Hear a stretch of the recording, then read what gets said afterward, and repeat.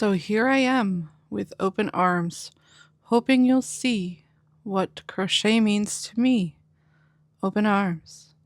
And in this case, instead of meaning I have an open heart and I'm ready for a loving embrace, it means our cardigan isn't done yet. So let's turn these open arms into cozy sleeves.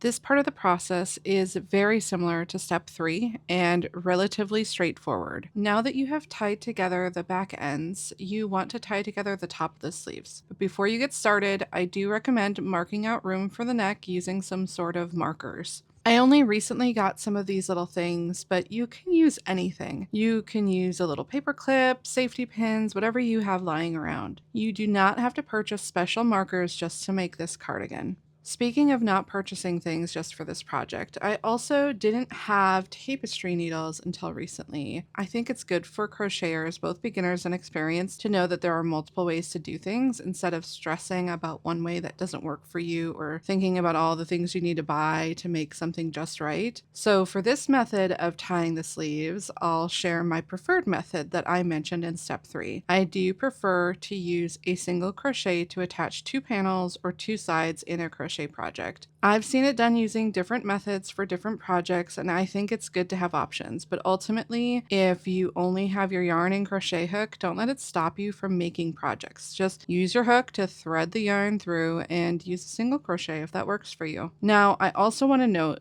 that I do end up having this side be on the inside of the cardigan. That to me looks a little cleaner, but if you want the single crochet to be shown, or you instead use a tapestry needle to tie these together, just know that it's perfectly acceptable to do whatever feels right for you. After you make your cardigan, if you were to come to me with arms wide open, I'll have to assume you skipped this step.